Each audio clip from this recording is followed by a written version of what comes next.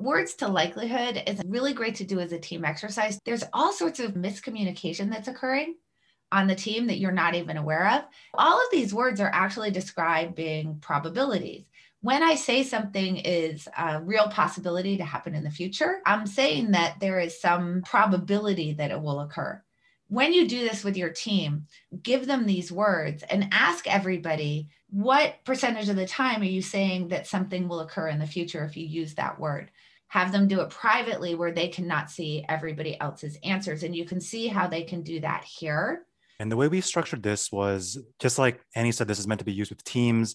If you are the team leader and you share this with your team members, each team member will click on add your percentages and they can start writing in or inputting in, like Annie said, their percentages for what they think. And no one else will see these percentages until the very end of, if I'm doing this myself, I'm going to start typing in some percentages and I'll just copy this down to make this a little quicker.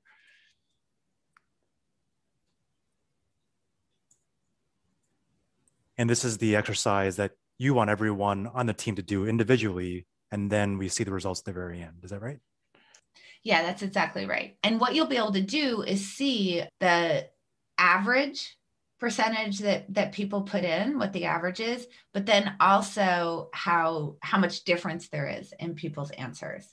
Right. And this chart is sorted by the difference. So you would want to have, as a team, discuss the ones that have the biggest difference in range between, the low and high percentages. So it seems like Right. slam dunk is probably the most contentious word or phrase within this team.